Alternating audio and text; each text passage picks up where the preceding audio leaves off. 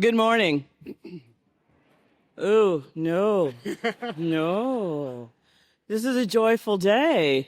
Daughter of a priest, granddaughter of a Southern Baptist minister. Let's try that again, shall we? Okay, good morning. Thank you. Let the church say amen. All right. Welcome to Lanterns and Luminaries 250th edition. I'm Angela Johnson, and I am board chair of Old North Illuminated. And I'm Jared Bowen, Executive Arts Editor at GBH and host of The Culture Show. Welcome to Lanterns and Luminaries.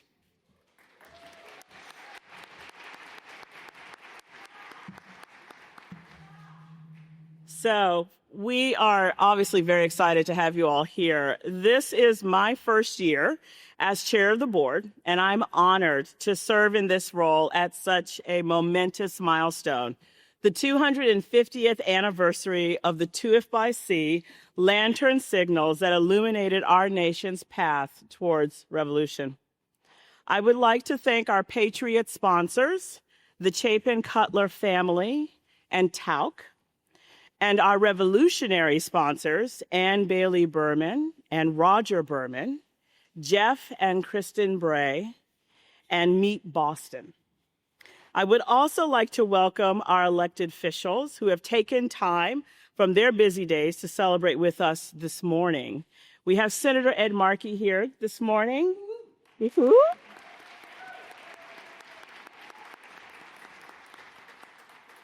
Many of you saw, if you were at the breakfast, City Councilor Gabriela Caleta Zapata, who was with us. And I would like to give recognition to our partners at the Freedom Trail Foundation. Oh.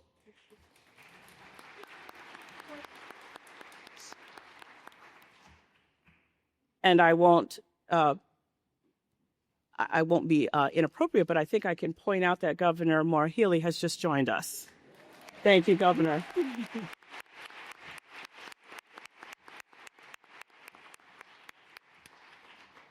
I also want to thank National Parks of Boston. Both National Parks of Boston and Freedom Trail Foundation have played important roles in the ongoing preservation of this very special place. And to Reverend Dr. Matthew Caldwell, the Congregation of Old North, and the Episcopal Diocese of Massachusetts for their valued collaboration in sharing the stories of this place, which is very special to all of us. In my role as a host of The Culture Show at GBH, I am privileged to engage in a lot of conversations about the 250s, the series of anniversaries commemorating the start of the American Revolution. Fortunately, here in Boston, we get to go first. The 250th anniversaries of the Boston Tea Party, the Lantern Signal and Revere's Ride, the Battle of Bunker Hill, and Evacuation Day all come before the signing of the Declaration of Independence. Here in Boston, we had the conviction, we had the audacity to launch a revolution. Woo-hoo!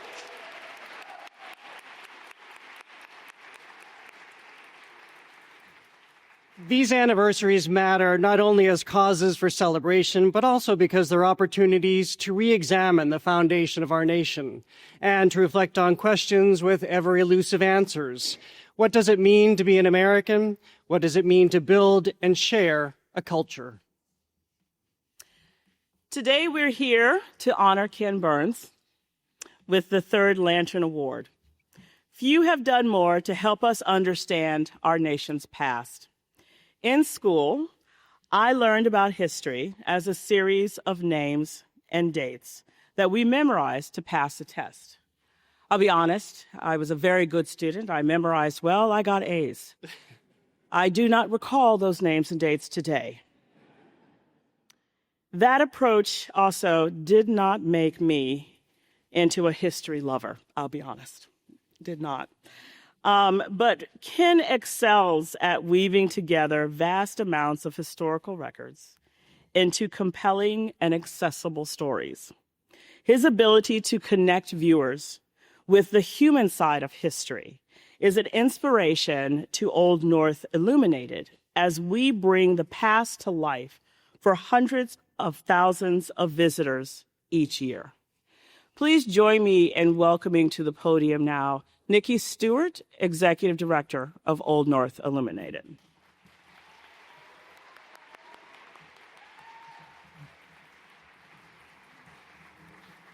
Hello. Old North Church tells the story of patriots who risked everything to create a nation governed by and for the people. But our story at Old North goes far beyond the 250, because Old North Church is really a microcosm of America as an unfinished work. It's an icon of liberty whose construction was funded in part by the proceeds of enslavement. It is a symbol of democracy, where for much of its history, folks worshiped according to social hierarchy. And it's a 300-year-old community that's set in a neighborhood where successive waves of immigrants have come to pursue the American dream. Whether through tours and exhibits on site or in the curricular materials that we distribute to classrooms across the country, education is at the heart of what we do at Old North Illuminated. And we believe that the relevance of the American Revolution today requires an honest and analytical look at our nation's founding ideals and the ongoing struggle to truly deliver liberty and justice for all. Any day now. There is much to be proud of as we celebrate the 250th anniversary of the launch of the American experiment. And implicit in the celebration of the past is the promise of the future. And what Old North Church's past tells us is that the future is built through community, through the values that we share with each other and the commitments that we make to each other.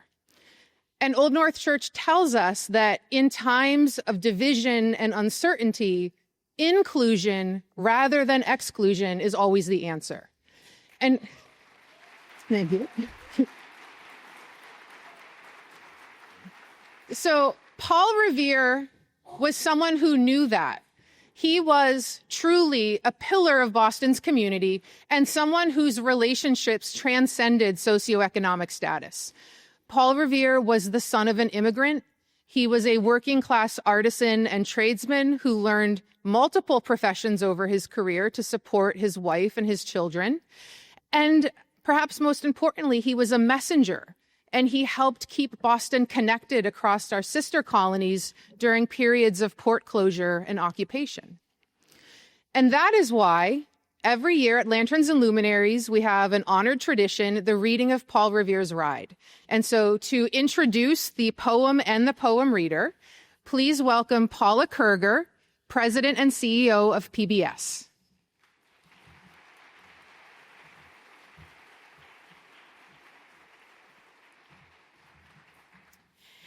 I am so glad to be here today with my dear friend Ken Burns. Standing here this morning in the Old North Church, where those famous one if by land, two if by sea signal lanterns were hung, I feel the weight and witness of history around us.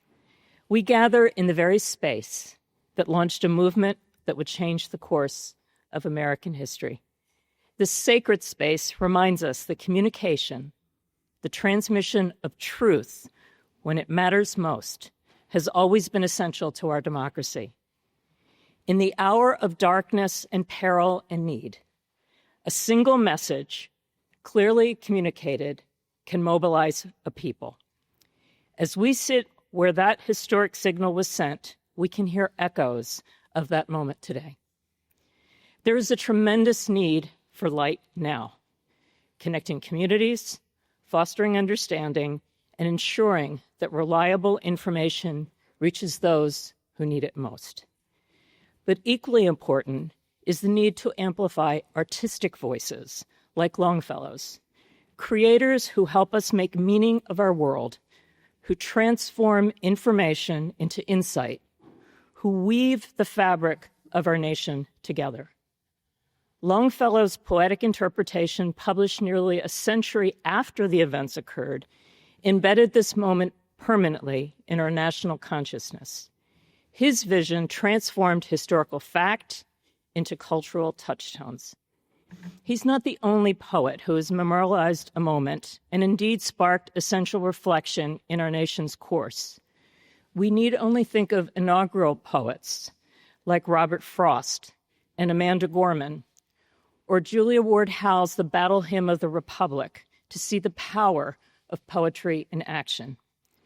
In honoring Longfellow's artistic legacy in this historic place, we recommit ourselves to the vital interplay between information and inspiration, between history and art, that have always been at the heart of our democracy. With that, it's my pleasure to introduce Kani Soren Wangshri Channelie, I'm sorry, I worked on it 3 times, to read the Henry Wadsworth Longfellow poem, Paul Revere's Ride. Kani?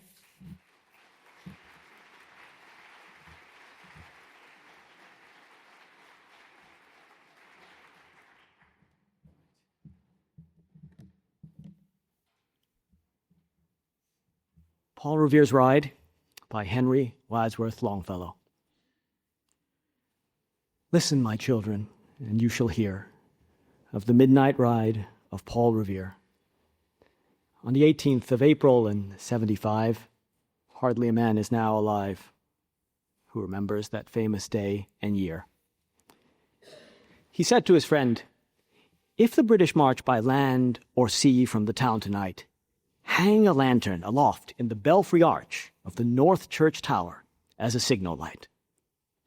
1 if by land, and 2 if by sea, and I on the opposite shore will be, ready to ride and spread the alarm through every Middlesex village and farm, for the country folk to be up and to arm." Then he said good night, and with muffled oar silently rowed to the Charlestown shore, just as the moon rose over the bay, where, swinging wide at her moorings, lay the Somerset, a British man of war, a phantom ship with each mast and spar across the moon like a prison bar, and a huge black hulk that was magnified by its own reflection in the tide. Meanwhile his friend, through alley and street, wanders and watches with eager ears, until, in the silence around him, he hears the muster of men at the barrack door, the sound of arms and the tramp of feet, and the measured tread of the grenadiers marching down to their boats on the shore. Then he climbed to the tower of the church, up the wooden stairs with stealthy tread, to the belfry chamber overhead, and startled the pigeons from their perch on the somber rafters that round him made masses and moving shapes of shade. By the trembling ladder, steep and tall, to the highest window in the wall, where he paused to listen and look down a moment on the roofs of the town and the moonlight flowing over all. Beneath, in the churchyard, lay the dead, in their night encampment on the hill, wrapped in silence, so deep and still that he could hear, like a sentinel's tread, the watchful night wind as it went creeping along from tent to tent, and seeming to whisper, "All is well." A moment only he feels the spell of the place and the hour, and the secret dread of the lonely belfry and the dead. For suddenly all his thoughts are bent on a shadowy something far away, where the river widens to meet the bay, a line of black that bends and floats on the rising tide like a bridge of boats. Meanwhile, impatient to mount and ride, booted and spurred, with a heavy stride, on the opposite shore walked Paul Revere.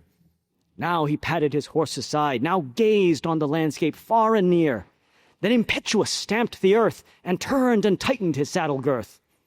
But mostly he watched with eager search the belfry tower of the old North Church as it rose above the graves on the hill, lonely and spectral and somber and still.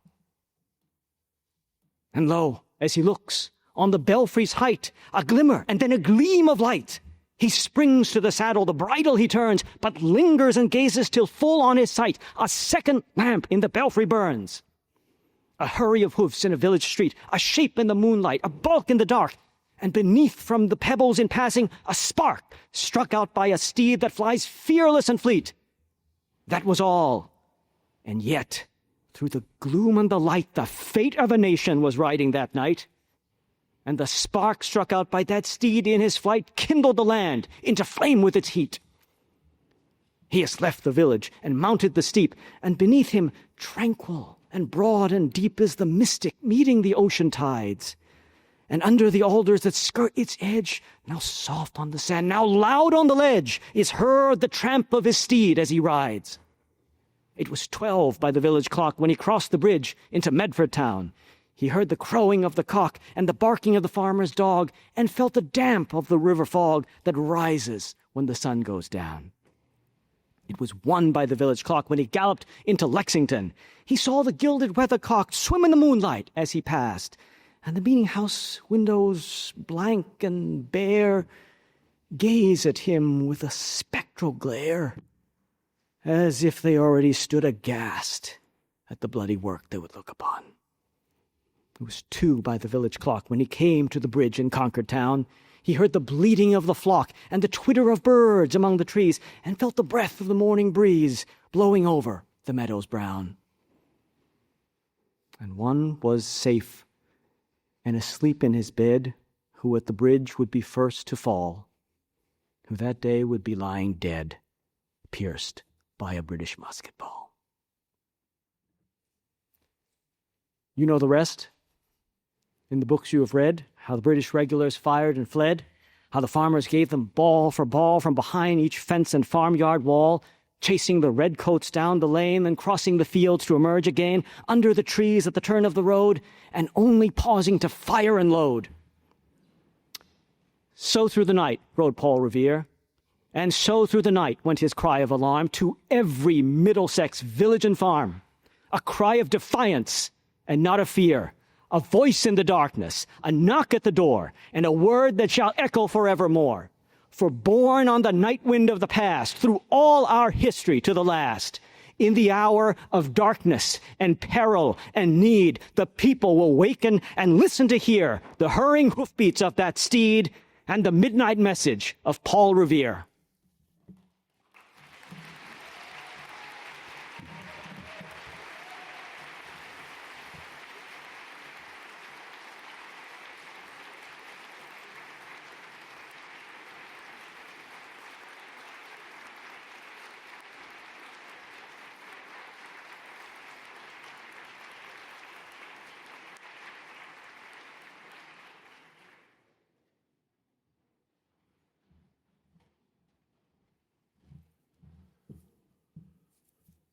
Kennesaw. Longfellow is smiling and proud right now. Beautiful job. Just absolutely incredible. Absolutely incredible. Thank you all for joining us today. Our esteemed guests, Governor Maura Healey, Councilor Gigi Coletta Zapata, members of the Honorary Host Committee. Special recognition to Susan Goldberg from our crown jewel, WGBH TV, and to Paula Kerger, the CEO of the Public Broadcasting System of our nation. Thank you so much, Paula. To the welcoming Old North congregation for sharing this beautiful home of worship with us, and to the dedicated staff and supporters who, through celebrating our revolutionary past, help us build a better democratic future. Next Monday, on Patriots Day, tens of thousands of people will run the Boston Marathon. It's an important historical fact to note that after a boat row across the Charles, a horse ride across Medford out to Lexington, and some haste making out to Lexington, that those athletes have nothing on Paul Revere. Little did we know that the Tricon hat is really just a colonial era triathlon medal, which he won that day. To our dear friend, Ken Burns, our nation's great storyteller and a cinematic genius, it is an honor to be here to celebrate this incredible event with you, because more than New Year's Day in Boston, it is Patriots' Day that ushers in a new hope as winter's ice relinquishes its grip upon us. We realize more than ever that our city is engaged in constant discussion between history and future. And that is what we celebrate here today. The third Lantern Award, which you so richly deserve. There could be no better recipient of an award that embodies the values of leadership and courage and hope and active citizenship than the filmmaker who has so fully captured the American experience, made possible by what began right here 250 years ago. Through his documentaries, television series, radio programs, Ken has revealed to us that American leadership and citizenship comes in many forms. Those are the stories which he tells. The Civil War through Daisy Turner, baseball's Dottie Green and Marie Kelly and Mary Pratt of the Rockford Peaches, Vietnam Wars, Vincent Okamoto, the youngest of a Japanese-American family, to the Roosevelt family that told those stories as well. Ken's work celebrates the greatness of our nation, its leaders, its everyday citizens, its Paul Reveres, who have become exemplars of courage and hope and tenacity. And by being a master of his craft, Academy Award nominated, Emmy Award winning, Ken has elevated on film the best of what united them and continues to unite all of us: compassion and optimism and diversity and hope. As a director and a producer of some of the most monumental and enduring documentaries of all time, Ken understands that the greatest endeavors do not come about as individual pursuits, but rather as cooperative productions. Now, Paul Revere gets the lion's share of attention from that midnight ride past Old North Church. He definitely is the leading man of the film, but let's not forget that it was his allies who hung the lanterns and rowed him across the river. There was the guy who loaned him the horse. There were 4 other riders as well. I mean, the supporting actor category for the Midnight Ride production has a very deep bench. They were all part of that effort. And of course, there were the members of the militia, emboldened and ready for that fateful battle on Lexington Green. Revere's impressive effort became America's epic collective journey against tyranny. The fight for democracy was then, and it is again today, a communal effort, a reflection of the many rather than the few. The light of freedom, the light of democracy, the light of liberty are not illuminated on their own. America's light radiates to the world because of the actions and aspirations of all of her people. And Ken Burns tells that story of those people, the poetic, the painful, the human, the divine. The events that defined us, the choices that failed us, the democratic imperatives that pushed us forward as the United States of America. Each new Ken Burns series is a stripe or a star on the flag, explaining the strength of our entire nation. It is celluloid patriotism, which Ken Burns gives us. His works are more than history lessons, showing how past decisions shape the present.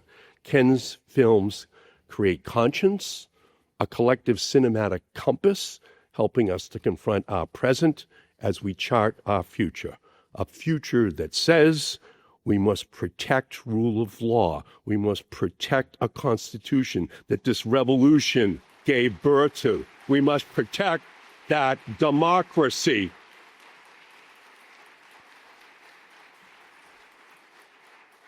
We are the revolutionary state. This sacred site is proof that no one knows how to fight a revolution for our country's future and win better than us in Boston. We are fortunate that our future holds a new Ken Burns series. We will all get to watch his latest masterpiece, The American Revolution, in November on PBS. I know Ken would join me in recognizing the irreplaceable role of PBS and the Corporation for Public Broadcasting in the lives of our families and communities.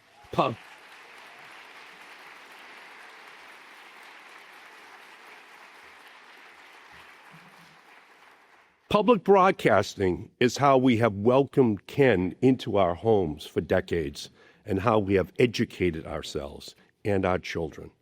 Cutting off PBS, cutting off this lifeline would not be budget discipline. It would be cultural sabotage for our nation.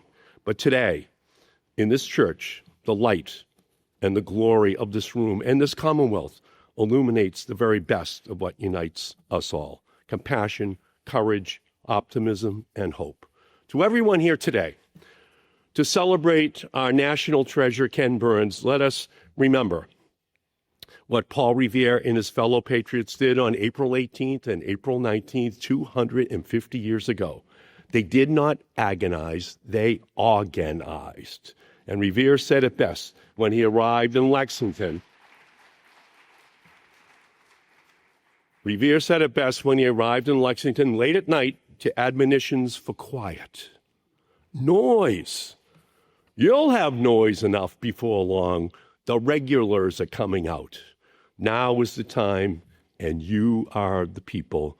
The battlefield for our democracy awaits all of our actions. Thank you and congratulations to the great Ken Burns.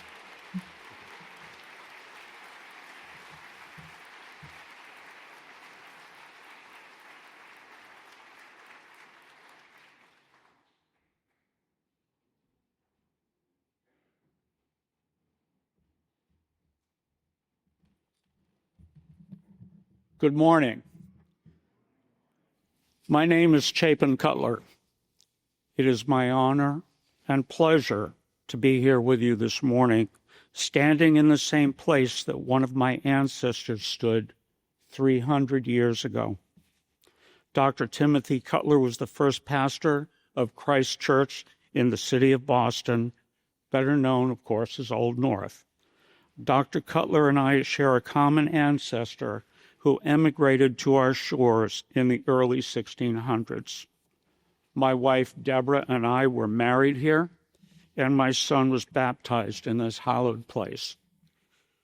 Today, we're here to honor Mr. Ken Burns. He is a proud son of New England, even though he was born in Brooklyn. Ken emigrated to Walpole, New Hampshire, where he currently resides. Ken is receiving the third Lantern Award today. The mission of this organization, Old North Illuminated, is to cast an analytical light on the past to build a brighter future. Here, in this house of prayer for all people, this place that represents our light of hope and freedom, the presentation of this third Lantern Award is important this day, maybe more than ever. Ken Burns is a filmmaker. He's a researcher, a writer, a photographer, an editor, a producer, and a director. He is a storyteller. He's also a teacher. His skills in listening, communication, collaboration, empathy, and miles of patience are some of the many talents that have helped make the films he and his team create unique. Does this make him sound perfect? I have no wish to embarrass him, but Ken does possess one of the most important qualities of a human being, and that is curiosity. His real talent, this curiosity, ignites a healthy hunger in all of us. We are curious too, and we want to know more because we want to understand our country, our history, and ourselves. My personal experience with Ken has been at the annual Telluride Film Festival in Telluride, Colorado. Ken has been an instrumental member of the team that supports and directs the festival. It is held every year in the tiny town of Telluride at the very end of a box canyon in the Rocky Mountains. Each year there is a staff and volunteer meeting the night before the festival begins. For about as long as I can remember, Ken has given a benediction to the entire crew. His presentations are always inspirational and have great meaning to us all. They are about finding a communal sense of connection to our event, to our environment, and to our world. Ken speaks about the interconnection of all things, about existence, and our responsibilities for something beyond ourselves. In watching Ken's body of work, what he is presenting to us is proof of those very observations. And that is why I believe Ken has become an icon, telling stories that resonate with who we are. He opens a door, as one might open a book, that leads to discovery. Thank you, Ken, for opening many doors in our own history. We're eager to go through the next door with you.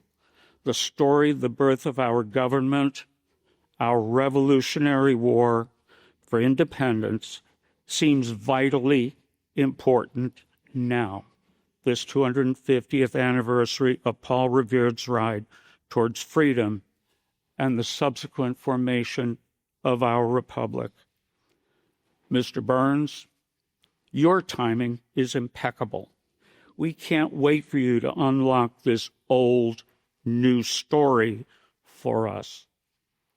Folks, please join me in welcoming this year's Lanterns and Luminaries Third Lantern Award honoree and our national treasure, Mr. Ken Burns.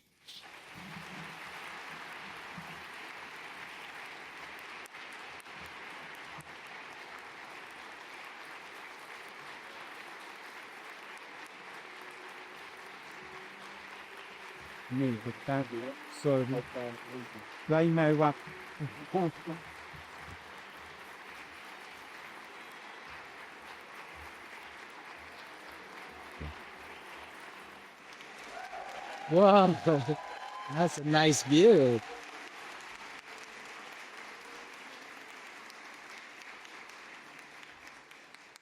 Wow. Good morning. Thank you, Chapin. That was spectacular. Governor Healy, Senator Markey, Ed, my dear friend for many, many years. Thank you for your tireless efforts to ensure access to arts, culture, public history for the citizens of Massachusetts.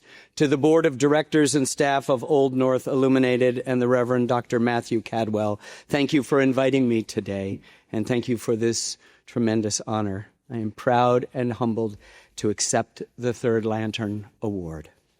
I would also like to acknowledge Revolution 250 for all that you are doing to bring the history of our founding to the people all across the Commonwealth, and especially Jonathan Lane for his inspiration as a public educator and for his help as we roll out our film. Blessings, too, to Paula Kerger, my friend and president of PBS, our beloved network. Ed, sorry to correct, but it's the Public Broadcasting Service. And there's a big difference between system and service, and that's at the heart of Paula's mission. Without her, without PBS, you wouldn't have seen any of our work over the last nearly 5 decades. And of course, GBH, Susan, the home of public television in Boston, and such a wonderful community resource and partner. Old North Church is among our most cherished institutions, a reminder of important history, of course, but equally a guiding light for how we should come together as a community, to examine our past, to challenge old, tired assumptions, and seek inspiration as we build a future more aligned with the values we celebrate today and will celebrate for the next year and a half and beyond.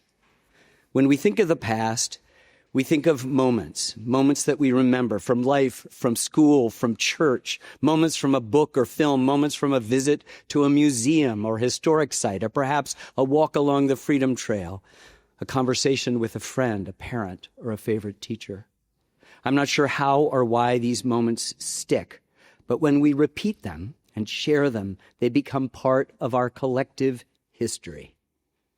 But how do we really understand something that came so long before our time? How can we fully understand the experiences of people who lived then? Not from the vantage of us, the living, but from their perspective, taking in their fears, their hopes, their beliefs. I think we do it through storytelling. But where and how do we start? Especially something as important as the story of our revolution. As we gather today to start the commemoration of our War of Independence, I'd like to suggest not a date or a place, but an idea: faith. We're meeting, of course, in one of the oldest standing churches in the country and the oldest in Boston, and religious faith is important to the story of our founding. But the faith I'd like to discuss today is slightly different. It is a form of civic faith, a faith in a cause, in your family and friends, your neighbors, and ultimately your fellow countrymen. It was as critical to the success of our revolution as it is now to the continued health of our now imperiled democracy. In the spring of 1754, the celebrated scientist and writer Benjamin Franklin, who had left his native Boston for Philadelphia 30 years earlier, proposed that the British colonies form some sort of union, modeled on the Iroquois Confederacy that those Native Americans called the Haudenosaunee, a democracy that had flourished in North America for centuries. His plan failed because the individual colonies didn't want to give up their autonomy. But 20 years later, his original warning, joined by a cartoon of a snake cut into pieces, "Join or die," would become the rallying cry in the most consequential revolution in history. Between 1754 and the start of the war, just outside this city on April 19, 1775, something had changed in North America. There was an emerging sense of something bigger going on. From a small spark kindled in America, Thomas Paine would write later, a flame has arisen. Man finds himself changed and discovers that the strength and powers of despotism consist wholly in the fear of resisting it, and that in order to be free, it is sufficient that he wills it. The American Revolution is our epic song, our epic verse, giving us the opportunity to ask ourselves questions central to the creation of the United States. What is the role of government? What responsibilities come with the privileges of citizenship? What would I be willing to risk to do in the service of my country and my principles? What am I willing to die for? From the moment we decided to try to tell this story almost a decade ago, we've been animated by another deceptively simple question. What really happened? Most of the films we've produced over the last nearly 50 years have benefited from troves of still photographic resources, and for our 20th century subjects, an abundance of newsreel footage. For the American Revolution, we, of course, had neither. And so we had to recalibrate the remaining visual resources in new, and we hope to you, exciting ways. Paintings and drawings and maps took on increased importance to our storytelling. Live cinematography of the American landscape revealed that it, our land, was the real star of our series. And it became clear, too, that our usual aversion to reenactments was limiting in this instance. And so with the cooperation of dozens of groups, we sought a new, painterly, almost impressionistic relationship to the battles and camp life these reenactors rehearse all up and down the 13 former colonies. We also recorded hundreds of first-person voices, read by an amazing cast of actors to bring to life everyone, from George Washington to a 14-year-old soldier born in Boston named John Greenwood, 14 years old. From a patriotic civilian, Betsy Ambler, struggling in Yorktown, Virginia, to a loyalist civilian, Sarah Fisher, in Philadelphia, Pennsylvania. From Dragging Canoe, a Cherokee warrior to Boston King, an enslaved man who escaped his bondage, from Abigail Adams to her husband John, among many others, including many people who walked these very streets. For the statesman and future President John Adams, it was a revolution, he said, the most complete, unexpected, and remarkable of any in the history of nations, objects of the most stupendous magnitude and measures in which the lives and liberties of millions yet unborn are intimately interested, are now before us. His wife Abigail cautioned after the war that however great the blessings to be derived from a revolution in government, she said, the scenes of anarchy, cruelty, and blood, which usually precede it, and the difficulty of uniting a majority in the favor of any system, are sufficient to make every person who has been an eyewitness recoil at the prospect of overturning empires and kingdoms. Listen. The American Revolution was fought in hundreds of places, from the forests of Quebec to the backcountry of Georgia and the Carolinas, from the rough seas off England, France, and in the Caribbean to the towns and orchards of Indian country. The fighting would take place on roads and in villages and cities, by woods and fields and along waterways with old American names, the Susquehanna, the Tennessee and the Ohio, the Oriskany, the Catawba, and the Chesapeake, and along waters with newer names, the Charles, the Hudson and the Schuylkill, the Brandywine, the Cooper and the Ashley, and finally the York. The war grew out of a multitude of grievances lodged against the British Parliament by British subjects living an ocean away in 13 otherwise disunited colonies. It was also a savage civil war that pitted brother against brother, neighbor against neighbor, American against American, killing tens of thousands of them. And it started right here. British troops left Boston late on April 18th, 1775, and the shots fired the next day at Lexington and Concord would be heard around the world. The Revolutionary War was experienced by people not that different from us. As filmmakers, that is the story we also hope to share, that people who were engaged in this struggle, people on all sides, were real people and recognizable human beings to us now. After Lexington and Concord, family members moved along the battle road and through the fields and woods that flanked it, looking for missing sons and brothers and fathers. 95 Americans had been shot over the course of the day, 49 of them fatally. In Acton that evening, Hannah Davis and her 4 children looked on as men of her husband Isaac's military company carried his body through her door. As Hannah remembered, my husband was placed in my bedroom till the funeral. The bodies of Abner Hosmer, one of the company, and of James Hayward, who was killed in Lexington in the afternoon, were brought by their friends to the house where the funeral of the 3 was attended together. Over the coming days, you will hear much about the battles of Lexington and Concord and the start of our revolution.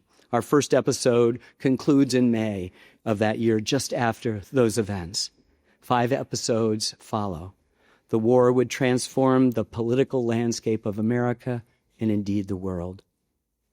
The faith we started out with was about trying to deeply understand what was required for our country to come together. It was about a belief in ideals that so-called ordinary people could share, even when many other people were excluded. It was an appreciation that the pursuit of happiness, as our founders insisted, was not about acquiring things in a marketplace of objects, but something found in lifelong learning, virtue accrued in each citizen, not subject, each citizen, by self-improvement in a marketplace of ideas. Faith is also recognizing that there is something bigger than yourself that connects you to others, but also those in our past, and perhaps that connection allows us to better articulate our dreams for the future. The sacred space we gather in today has long acknowledged the importance of faith, both religious and civic.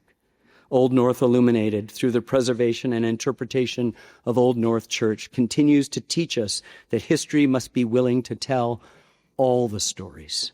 We can celebrate the good part of that story, as we should, but we must also learn from the not-so-good parts.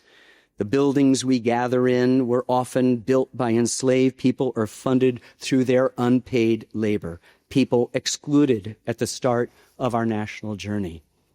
Civic faith is, I believe, the ability to trust others and to recognize that we must work together for a common cause. It's to respect your neighbor and appreciate that others like you are committed to that cause. It's the glue that holds us together. It's the recognition that compromise doesn't mean you've lost, but rather that you've agreed to an outcome you and your fellow patriots can both get behind. I'm very excited to share with you this morning a brief clip from our upcoming film, a scene from episode 1 that focuses on what happened here in April 1775. To set that scene, let me tell you that British General Thomas Gage, the British commander in Boston, had intelligence that the Patriots were storing arms and provisions in Concord. Thank you for your attention to my words and to the following very short clip, and for, ladies and gentlemen, this great honor. Thank you so much.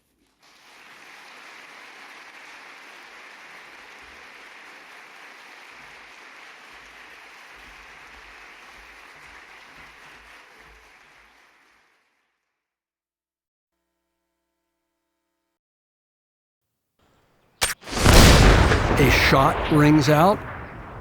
No one knows where the shot came from. That leads to promiscuous shooting, mostly by the British. It's not a battle, it's not a skirmish, it's a massacre. Now blood has been shed. Now the man on your left has been shot through the head. Your neighbor on the right has been badly wounded. You can't put that genie back in the bottle. Okay, wow. Am I right? Am I right? I can tell you how it turns out. No spoiler alerts, but I think it's going to be a relatively good ending for us. Yay, team. Okay. 2 centuries after the lantern signal lit the path towards revolution on April 18th, 1975, President Gerald Ford began the nation's bicentennial celebration by lighting the third lantern here at Old North Church as a signal to guide our country with hope and fortitude into our 3rd century. The Third Lantern Award honors those who are working to fulfill the promise reflected in those lanterns, a future that delivers on the promise of liberty and justice for all. Ken, you have done so much to help us understand where we have come from and why we are where we are. More importantly, your films inspire us to imagine a future full of promise and give us the wisdom we need to get there. It is our honor to present you with the third lantern.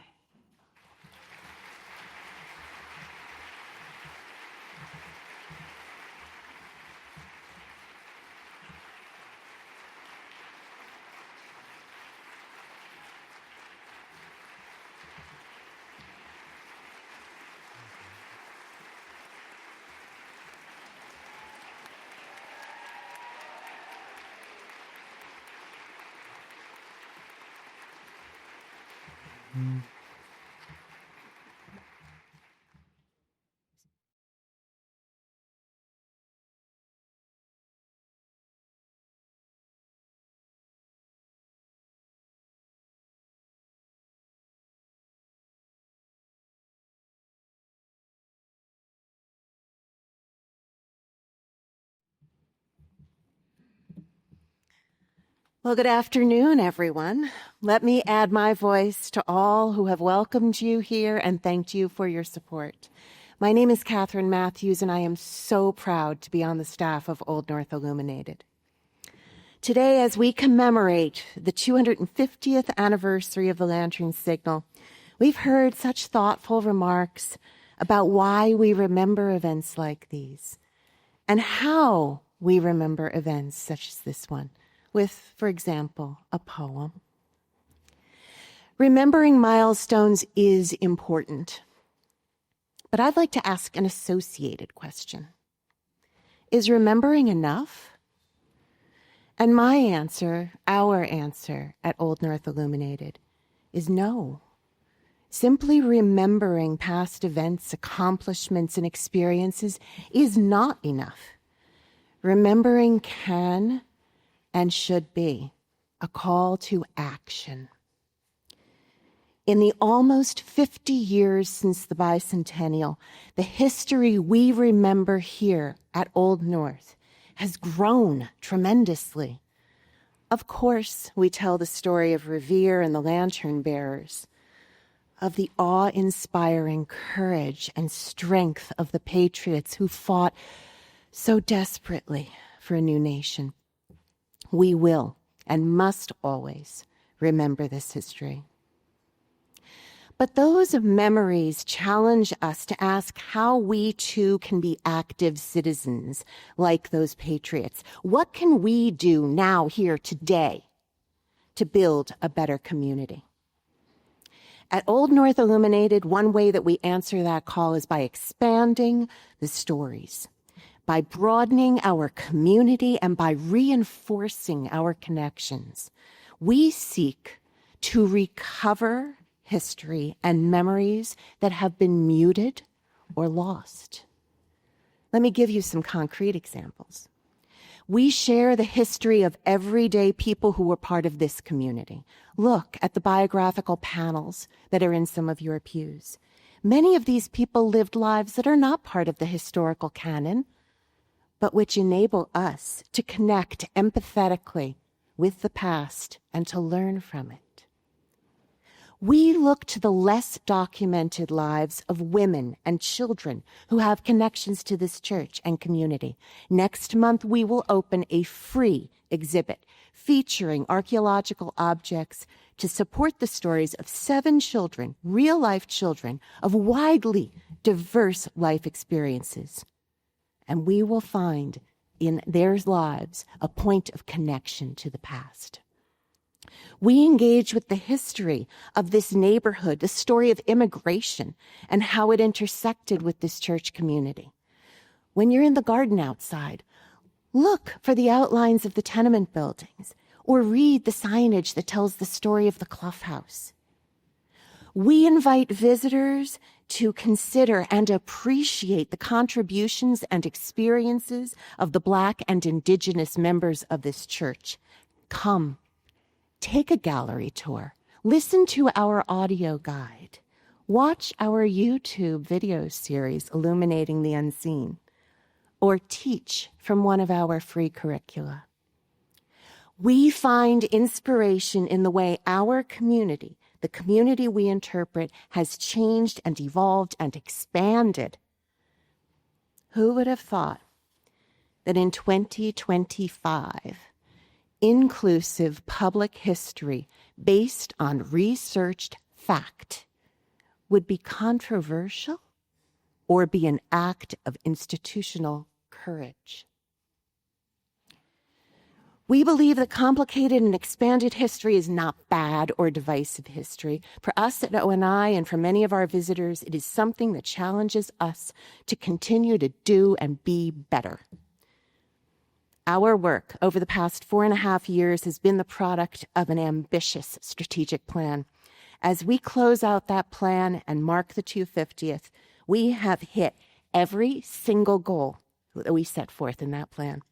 And now, as we prepare to draft another strategic plan that will guide our next 5 years, we are asking ourselves, how can we continue to make history dynamic, honest, engaging, and above all, inspiring for our visitors? In short, how do we want to be remembered? Thank you.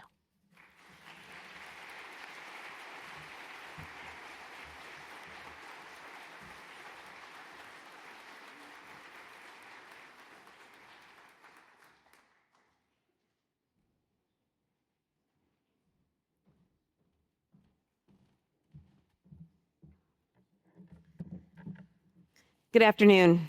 Thank you, Catherine. Thank you, Nikki. Thank you to the board. Thank you to everyone who keeps this wonderful institution alive and growing, vibrant, and also accessible.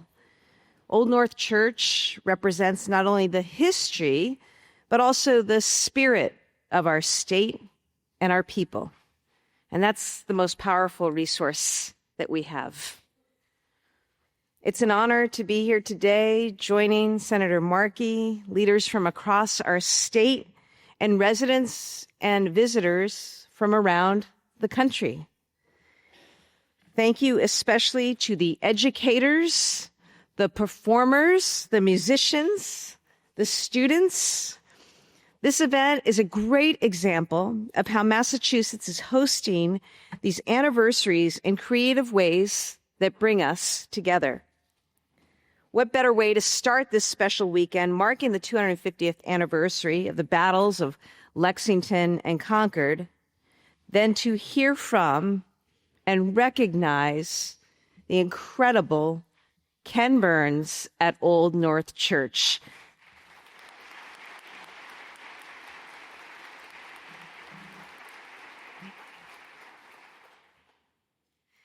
Ken, your filmmaking is world-renowned. I know as a person who grew up in New Hampshire, who's steeped in New England, all that you are about. I'm so excited to have seen this preview and to anticipate what is going to come. But for all of your work around creating the film, and to Sarah and David and others who worked on this, thank you.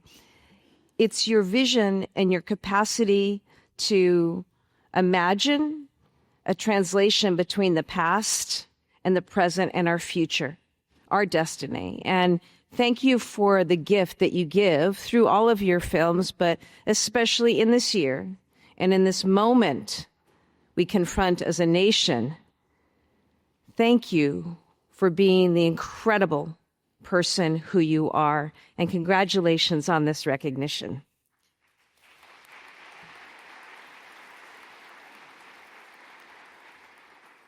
In Massachusetts, we, of course, take particular pride in the role of our colony, state, our people that has been played in America's journey. We were the first in Massachusetts, with respect, of course, to our friends in the other Commonwealths of Pennsylvania and Virginia. We believe that this is where it all began, and we will celebrate that this weekend. This is where the beacon went up. Paul Revere and William Dawes set out on their midnight ride to rally the countryside, not only in Lexington and Concord, but in communities well beyond, across Massachusetts, across New England. They put their lives on the line, stood up for their rights, defied a king and his army, and launched this great American experiment. And of course, it did not stop there. At every moment in our history, Massachusetts has sent up a beacon and made those rights a reality for more people, leading the abolitionist movement to resist and end slavery, leading the women's rights movement and universal suffrage, leading on civil rights, the right to education, the right to health care.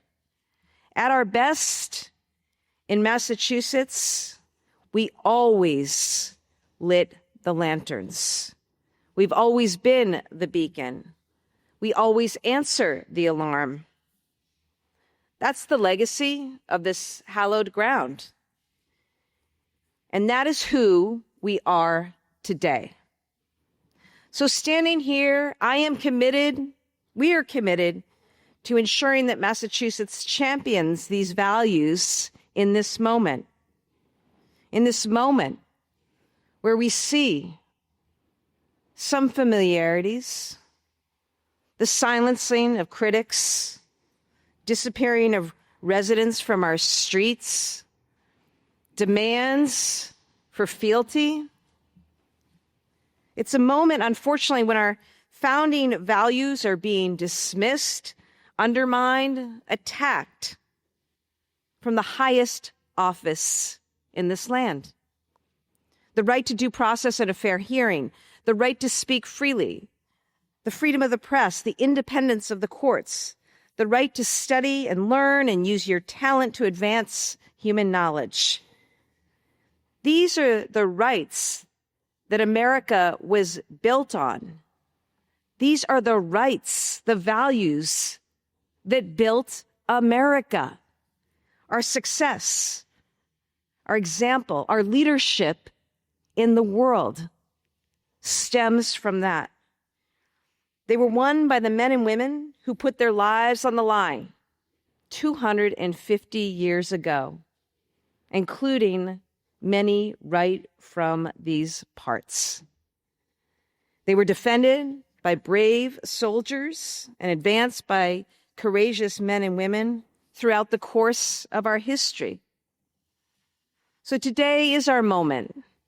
And in Massachusetts, as we look forward to the celebrations of Patriots' Day weekend, remember that we will be the champions of freedom again. We will defend our values, not just because they're in our DNA and deeply rooted in our past, but because they're deeply rooted in our people, in our communities, and yes, in our civic faith. Thank you all once again for helping to celebrate this history, to honor these values, to light these lanterns, to rally us to the cause of freedom. And what better way to have begun these festivities, which are a call to action, than to be in the presence of Ken Burns. Thank you very much. God bless the Commonwealth and God bless the United States.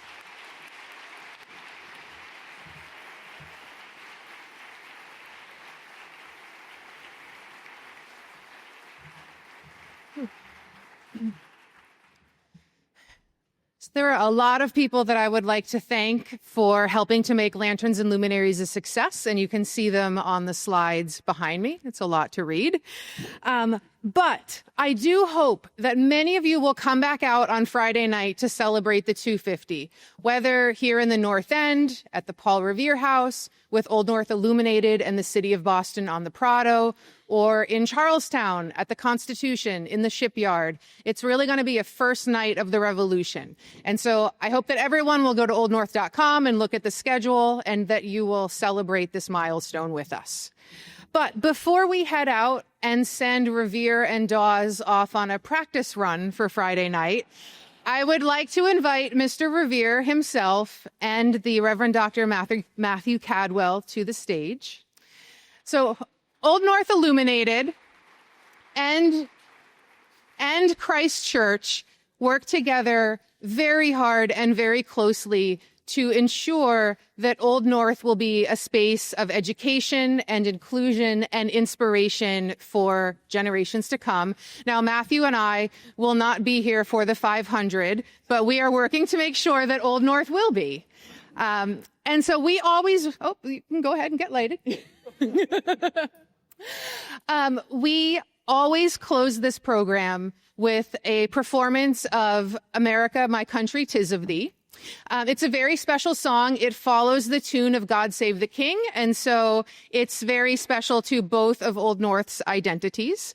And so if you would like to join along with our friends in the Elliott School Choir, the lyrics are in your program. And I just ask that you stay in your pews until the choir and our program participants recess out, I suppose, and then we'll see you outside.